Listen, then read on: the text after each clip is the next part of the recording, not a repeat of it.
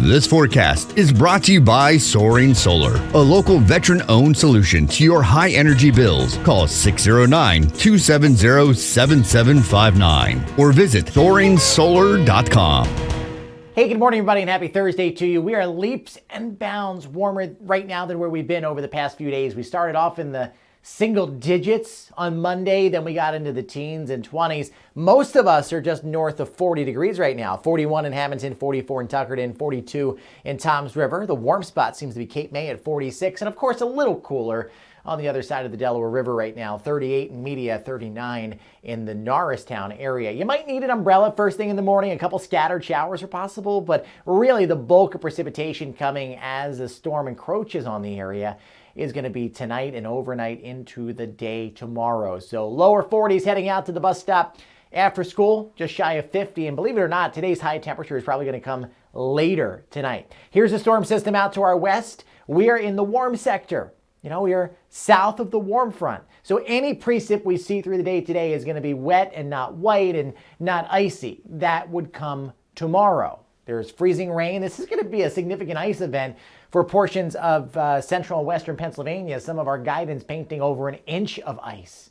That's not a good situation at all. Lots of power outages and whatnot. And of course, heavy snow over the Ohio Valley with this as well. So let's time it out for you. You see how some showers try to touch the area, especially North Jersey this afternoon. For the most part, it's dry. Best opportunity of rain is going to be right around the Philly metro area, the Philly burbs, but most of South Jersey is dry today. Then tomorrow morning, this is when we're waking up the temperatures in the 50s.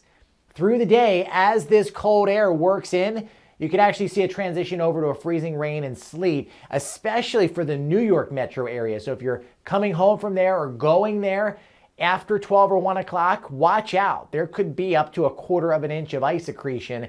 And we're watching the I-95 corridor right around Philadelphia. I think most of South Jersey is okay, but even in those areas, I expect a little bit of ice before all is said and done with. 6 o'clock as you're heading home from work, right along 95. This is what we are concerned about. The farther southeast you go, the more likely it's just rain. But even in those locations, south and east of Hamilton, I expect just a little bit of an ice glazing. So in this pink shaded area, my thoughts have not changed. Rain over to some ice, maybe a little bit of snow to end.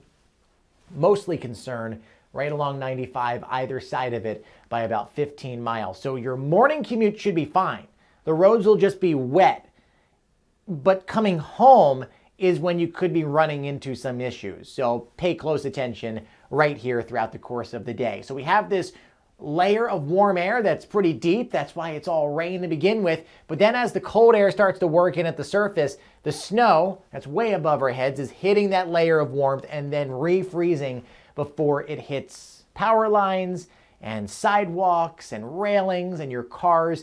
It could end up being a very dicey situation, especially as the rain melts away a lot of the snow. As the temperatures come down, that's all going to be freezing up as well. So hairy for sure. It's really going to depend on your location. The high temperature, I think we get up to 55 maybe in Hamilton, 45 in the courthouse. I think there's going to be widespread 50s across the area. This is going to be late in the day on Thursday and early Friday. Then the numbers come down. So cloudy areas of rain. Our overnight low temperature is actually going to happen at like 3 or 4 o'clock in the morning before we wake up, because a lot of the nighttime we're in the 50s.